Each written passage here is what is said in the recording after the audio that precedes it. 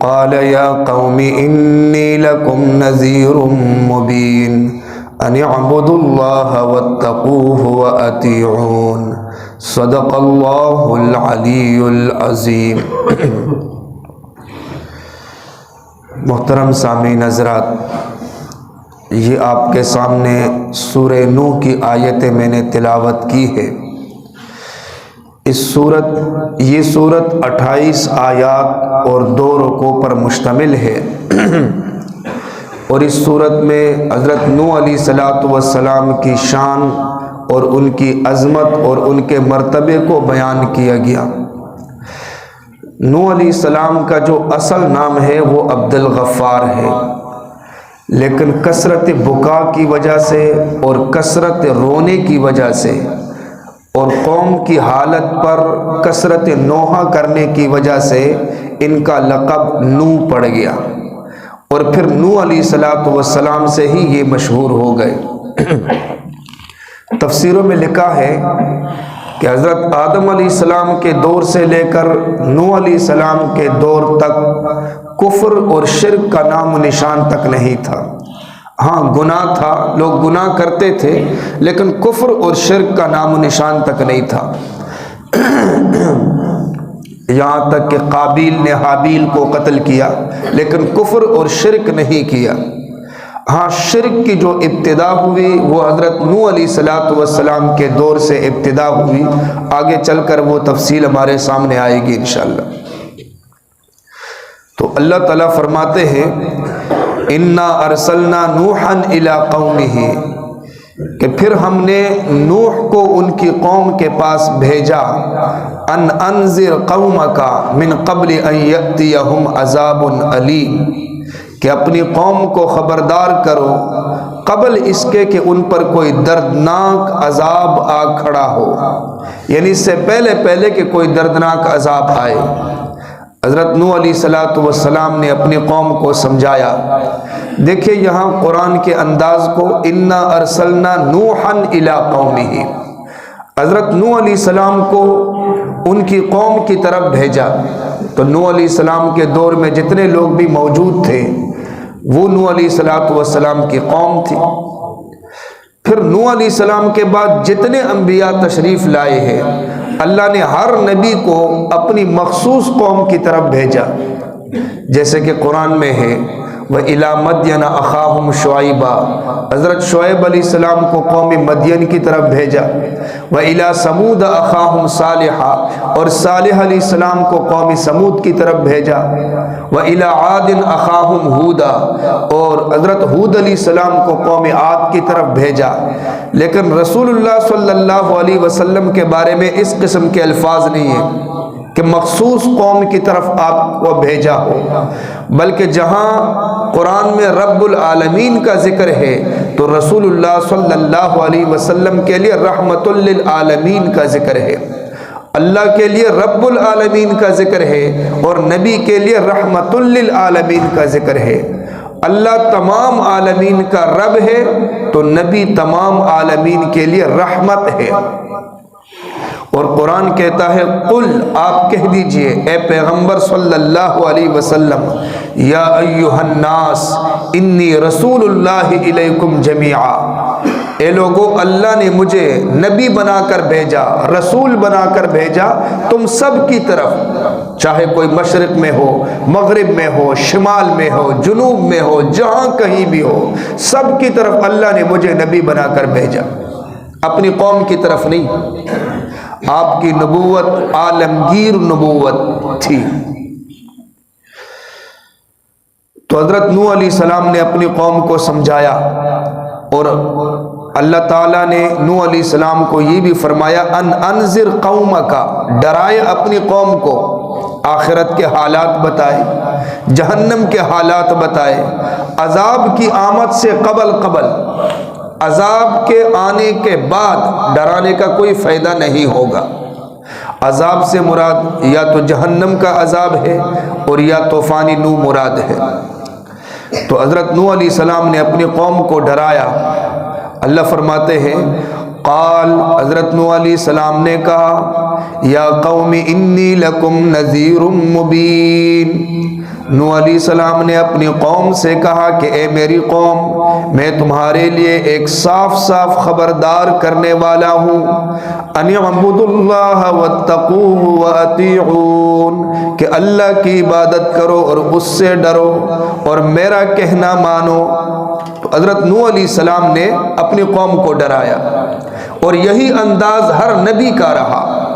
ہر نبی نے اپنی قوم کو مخاطب کر کے سمجھایا، یا قوم انی لکم نذیر مبین، اے میری قوم میں وضاحت کے ساتھ تمہیں ڈرانے کے لیے آیا ہوں اور تمہیں سمجھا رہا ہوں۔ ان اعبدوا اللہ، پہلا کام اپنا عقیدہ درست کرو، اللہ کی عبادت کرو، صرف اللہ معبود ہے، صرف اللہ الہ ہے، اور صرف اللہ ہی مسجود ہے، اور اللہ کی ذات خالق ہے، اللہ کی ذات مالک ہے، صرف اللہ کی ذات رازق ہے۔ تمام انبیاء نے اپنی قوم کو جو پہلی بات سمجھائی وہ یہ کہ اپنا عقیدہ درست کرو، اللہ کے ساتھ کسی کو شریک مت بناؤ، واتقوہ، اور اللہ سے ڈرو۔ یہ بہت بڑی بات ہے کہ کسی کے دل میں خدا کا خوف پیدا ہو جائے۔ جس کے دل میں خدا کا خوف ہوگا وہ ہر وقت یہ تصور کرے گا کہ میرا رب مجھے دیکھ رہا ہے، میں اپنے رب کو دیکھ رہا ہوں اور میرا رب مجھے دیکھ رہا ہے۔ اگر ایمان مضبوط ہو تو بندہ یہ بھی کہتا ہے گویا کہ میں رب کو دیکھ رہا ہوں، اور رب ورنہ کمزور ایمان والا اس کا بھی یہ تصور ہو، یہ عقیدہ ہو، اور اتنا خدا کا خوف ہو کہ ہر وقت یہ سوچے کہ میرا رب مجھے دیکھ رہا ہے۔ اب ظاہر بات ہے اگر اس قسم کا تصور ہمارا ہو تو یہ نہیں ہو سکتا کہ ہم کسی گناہ کی طرف سبقت کریں۔ جب ہم کسی گناہ کی طرف سبقت کریں گے تو دل کہے گا کہ رب دیکھ رہا ہے، تو ہم گناہ سے پیچھے ہٹ جائیں گے۔ جو ہم گناہ کرتے ہیں اس کا مطلب ہمارے دلوں میں اللہ کی عظمت نہیں ہے، اللہ کا خوف نہیں ہے۔ اگر اللہ کا خوف ہوتا تو پھر ایسا نہ ہوتا۔ جس کے دل میں خدا کا خوف ہوگا وہ کبھی بھی سود کی رقم نہیں لے سکتا، وہ رشوت کی رقم نہیں لے سکتا، وہ سوچے گا میرا رب مجھے دیکھ رہا ہے، اور اللہ ہر چیز پر قادر ہے، وہ بدنظری نہیں کر سکتا، وہ گناہ نہیں کر سکتا، اور اگر اس سے گناہ ہو جائے تو بے چین ہوگا اور فوراً کوشش کرے گا، توبہ کرے گا اور اپنے رب کو راضی کرے گا۔ تو جو دوسری بات سمجھائی، فرمایا کہ اللہ سے ڈرو۔ تیسری بات وَأَطِيعُونَ، اور میری اطاعت کرو، میری بات مانو، یعنی میری سنتوں کے مطابق اپنی زندگی بسر کرو۔ گویا کہ ہر نبی کی دعوت ان اعبدوا اللہ، اپنے عقیدے کو درست کرو، اللہ کے ساتھ کسی کو شریک مت بناؤ، واتقوہ، اللہ کے احکامات پر عمل کرو، وَأَطِيعُونَ، اور میرے طریقے کے مطابق اللہ کے حکم پر عمل کرو۔ ہر نبی کی دعوت یہ رہی۔ فرمایا کہ جب تم ایمان قبول کرو گے تو اس کے بدلے میں یغفر لکم من ذنوبکم، اللہ تمہارے گناہوں کی مغفرت فرمائے گا، ویؤخرکم الی اجل مسمی، اور تمہیں ایک مقرر وقت تک باقی رکھے گا۔ ان اجل اللہ اذا جاء لا یؤخر، فرمایا کہ بے شک جب اللہ کا مقرر کیا ہوا وقت آ جاتا ہے تو پھر وہ مؤخر نہیں ہوتا۔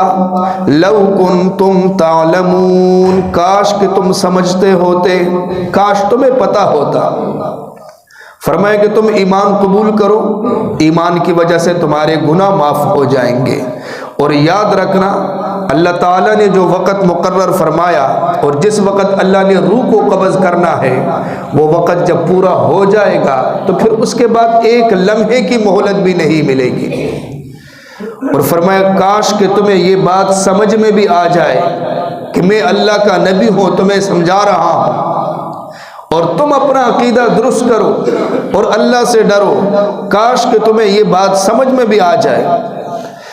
حضرت نوح علیہ السلام نے 950 سال اپنی قوم کو سمجھایا، مختلف طریقوں سے سمجھایا، لیکن بہت کم لوگوں نے نوح علیہ السلام کا کلمہ پڑھا، بہت کم لوگوں نے، بلکہ جب نوح علیہ السلام سمجھانے کے لیے آتے تھے وہ آگے سے لڑنے کے لیے تیار ہو جاتے تھے، نوح علیہ السلام کی بات سنتے ہی نہیں تھے۔ تو حضرت نوح علیہ السلام نے اللہ کے سامنے ہاتھ بلند کیے اور شکوہ کرنے لگے۔ قال، اور فرمایا کہ نوح علیہ السلام نے اللہ تعالیٰ سے کہا، رب انی دعوت قومی لیلا و نہارا، کہ میرے پروردگار میں نے اپنی قوم کو رات دن دعوت دی، میں نے اپنی قوم کو رات دن سمجھایا، ہر رات ہر دن۔ جب میں نے دیکھا کہ یہ کہیں بھی کھڑے ہیں تو میں نے کوشش کی اور جا کر ان کو سمجھایا۔ رات کا وقت، دن کا وقت، یہ میں نے نہیں دیکھا کہ رات کا وقت ہے، دن کا وقت ہے، کوئی بھی وقت، میں نے پوری کوشش کی ہے۔ فَلَمْ يَزِدْهُمْ دُعَائِي إِلَّا فِرَارًا، لیکن میری دعوت کا اس کے سوا کوئی نتیجہ نہیں ہوا کہ وہ اور بھی زیادہ بھاگنے لگے۔